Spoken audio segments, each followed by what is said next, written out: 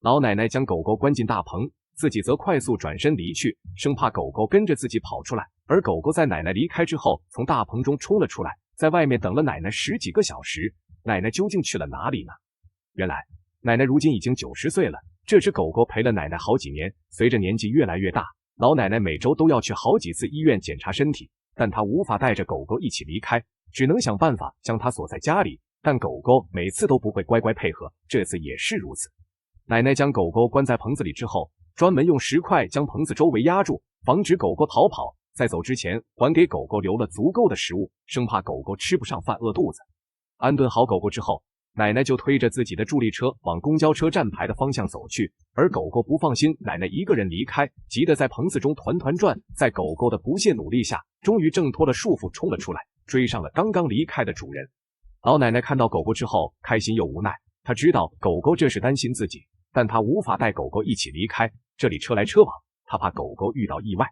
狗狗陪着奶奶一起来到公交站牌，奶奶陪狗狗玩耍了一会之后，公交车便来了。奶奶挥手示意狗狗赶紧回去，自己很快就会回来，而狗狗却十分倔强，看着奶奶离开之后，并没有直接回家，还是守在公交站等待奶奶回来。老奶奶去医院做检查，狗狗不吃不喝的守在公交站，等了奶奶2天1夜。根据以往的经验，狗狗知道奶奶不会那么快回来，但它还是想奶奶回来后第一眼就能看到自己，于是守在公交站不肯离开。它并没有找其他小狗玩耍，而是眼睛一眨不眨地盯着奶奶离开的方向。每次看到一辆公交车，它都要凑上去看看有没有奶奶的身影。然而它始终等不到老奶奶，好几次失望而归。不过它没有放弃，依旧守在公交站。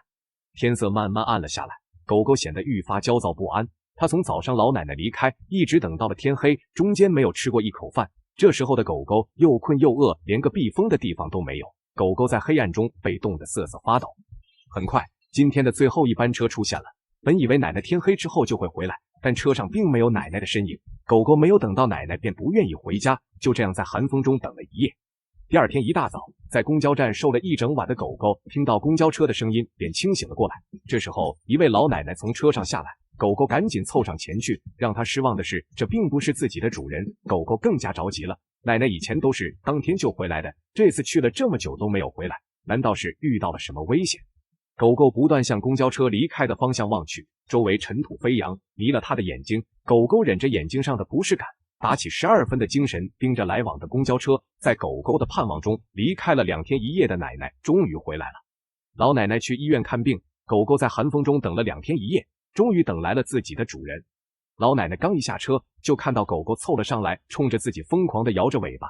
奶奶亲密地摸了摸狗狗的脑袋，她知道狗狗在这里等了自己10几个小时，前几次自己去医院的时候，狗狗也会在这里等着自己。奶奶非常心疼狗狗，自己明明给它准备了食物，家离公交站也没多远，狗狗却守在公交站不肯离开，饿了也不知道回家吃饭，晚上顶着刺骨的寒风在这里守了一整晚。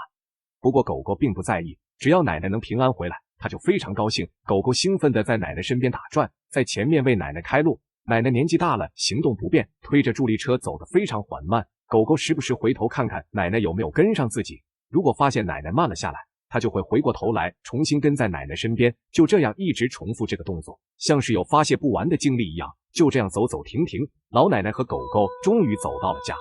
狗狗饿了10几个小时，奶奶为它准备好食物后，狗狗便狼吞虎咽地吃了起来。奶奶告诉我们，自己每次去医院的时候，狗狗都要亲眼看着自己上车，随后就在这里等自己回来。以前不是没有找过训犬师，但狗狗即使被用绳子拴着，也能挣脱束缚追上奶奶。老奶奶原本觉得自己一大把年纪了，说不定哪天就不在了，但狗狗这么离不开自己，奶奶每次去医院都告诉自己一定要平安回来。